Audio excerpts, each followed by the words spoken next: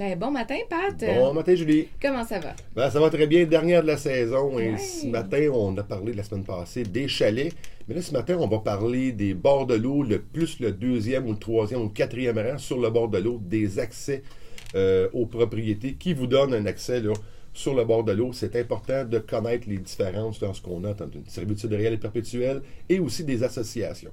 Donc, quand on achète un chalet, il n'est pas nécessairement sur le bord de l'eau. Là. Oui. L'eau n'est pas nécessairement dans notre cour, C'est en plein là. mais ça peut être un bord de l'eau, entre guillemets, quand même, parce qu'on a un accès au Ben, lac. vous avez un accès, c'est exactement ça. Et pour vous donner un petit peu là, le topo, il y a une différence naturellement sur le prix d'une propriété avec directement bordé par l'eau Ouais. et avec des accès aussi qui sont notariés. Donc, on va faire un petit peu les différences ce matin parce qu'il y a eu plusieurs cas là, qu'on a travaillé là, au courant des derniers mois Surtout par dans rapport le à secteur ça. de la Naudière, évidemment. Ben oui, beaucoup de bords de l'eau, beaucoup d'accès aussi qu'on a.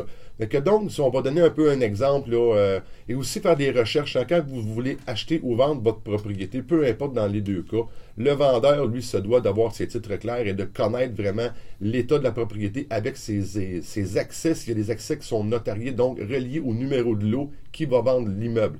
OK. C'est important d'avoir ces informations-là parce que ça a une valeur ajoutée sur le prix demandé naturellement. Et aussi dans ces servitudes-là qui sont notariées, on va vraiment avoir les assiettes d'accès de servitude. Naturellement, on peut avoir, comme je mentionnais tantôt à Julie Hordon, on peut avoir des vieilles assiettes de servitude, des vieilles servitudes. Un exemple, là, le comte de Salander qui provient de Saint-Jean-de-Mata, il avait acheté la majorité des terres sur le bord du lac Noir dans les années 1890. Ouais. Pour aller chercher les servitudes, pour savoir si notre numéro de lot a vraiment une servitude sur le bord de l'eau, il faut vraiment reculer très loin en Ouais, arrière. il faut aller plus loin, là. Parce que ça ne veut pas dire que dans le dernier acte de vente, le notaire aurait remis les servitudes à jour à l'intérieur. OK. Et quand on va lire ces vieilles servitudes-là, c'est vraiment drôle quand on les regarde. On a des servitudes à pied, en calèche et à chevaux qui sont directement sur le bord d'un plan d'eau.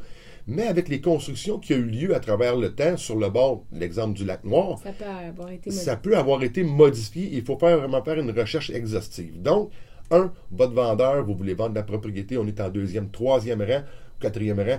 On va aller faire des recherches pour aller voir vraiment si dans votre acte de vente, votre acte d'achat, c'était vraiment bien notarié à l'intérieur de ça. Si ça nous indique une servitude, on va aller faire la chaîne de titre complète avec votre notaire aussi pour aller s'assurer c'est quoi vraiment la valeur qui est là et c'est quoi vos droits que vous avez. Parce que les droits, on peut les changer, mais il faut vraiment avoir l'accord du fonds servant et le fonds dominant pour aller faire une modification à la servitude. Aussi, dans d'autres cas, si vous voulez possiblement payer moins cher un chalet, souvent on a des associations où on a des ententes qui sont verbales ou écrites avec différents propriétaires riverains sur le bord d'un lac qui va vous donner à telle rue un droit de passage pour aller mettre une chaise longue ou aller mettre un petit quai ou des embarcations sur le bord de l'eau. S'installer un petit peu. S'installer un petit peu, tout dépendant avec des restrictions plus ou moins importantes, selon le cas. Mais là, ça va être vraiment de s'assurer, vous voulez vendre votre propriété. Nous, les courtiers immobiliers, on peut aller chercher et vous tenter de vous aider à avoir l'information. Mais c'est le propriétaire même qui se doit d'aller chercher cette information-là auprès de l'association. Puis ça peut être une association qui soit enregistrée ou une association qui est uniquement, je vous dirais, de chum alentour du lac. Et puis, Ouais. OK, on se fait une petite plage qui est là, puis on se fait un petit budget de 25 $ par année pour les poussettes de blé d'Inde d'entretien de la plage. Donc, c'est important de connaître tous ces droits-là. Une communauté quasiment. C'est à ce un peu moment-là. ça. Et est-ce que si l'association vient qu'à se dissoudre, tous les droits des personnes alentour, les fonds dominants, parce que c'est eux qui ont le droit de dominer l'endroit, c'est pour ça qu'on les appelle les fonds dominants, et les fonds servants, c'est les gens qui vont donner l'accès à leur terrain. Ben, est-ce que ces gens-là, si l'association s'éteint, est-ce qu'ils perdent tous leurs droits? OK. C'est vraiment important de savoir, parce qu'on peut acheter une propriété aujourd'hui, qu'on a une association qui est là, et puis naturellement, comme tantôt je vous mentionnais, hein, quand on a une servitude réelle et perpétuelle, c'est canné, c'est réglé, c'est notarié, Merci, il n'y en a bonsoir. pas de problème, Ouais. c'est à vous, c'est réglé. Ça a une valeur monétaire intrinsèque, c'est là. Mais si c'est une association ou une gang de chums qui vous donne un droit d'accès qui est là, si ces paiements-là, ces choses-là n'ont pas lieu, il va se passer quoi? Pourriez-vous perdre votre accès au lac avec une association, des choses comme ça, à travers le temps? Ça va être important de faire vraiment des recherches. Et là, notre vendeur va se devoir de faire des recherches. Notre acheteur aussi d'aller corroborer toutes ces informations-là qui vont s'en venir. Et aussi dans les frais d'association, autant que dans les servitudes réelles et perpétuelles, il pourrait avoir un barrage sur le lac. Et est-ce que ce barrage-là a des frais annuels ou s'il advenait un bris majeur, parce qu'on sait que les barrages, tout le ministère a transféré aux propriétaires riverains tous ces entretiens-là.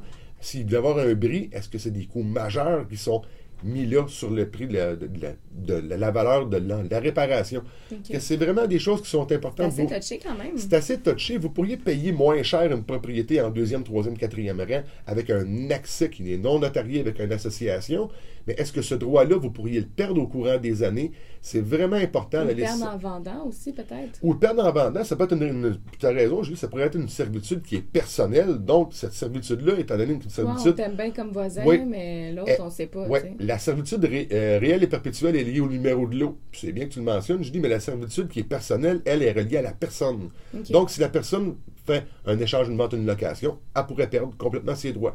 Que faites vos recherches, assurez-vous, on va vous appuyer en tant que courtier immobilier, mais assurez-vous d'avoir vraiment les bonnes informations de la part de votre vendeur, de l'acheteur et de corroborer le tout.